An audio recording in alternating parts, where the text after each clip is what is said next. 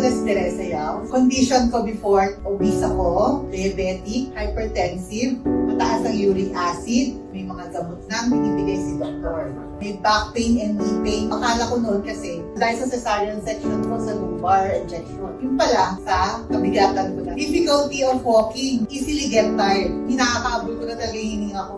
Kaya sinabi ko sa sarili ko na kailangan ko talagang ayusin yung lifestyle ko. Kasi hindi ako tatagal ng ganitong edad kung hindi ko siya inayos. At my age, ayoko kasi maging dependent sa mga anak ko. Kaya nag-unang-unang ginawa ko, nag-weight loss, proper meal. Siyempre, pag-inom ng barley, through the help of barley, lifestyle change, siyempre sa help ng ating mother coach. Itong napakahigpit na coach. On the spot, pag sinabi niya anong sugar mo, anong blood pressure mo, kailangan check mo.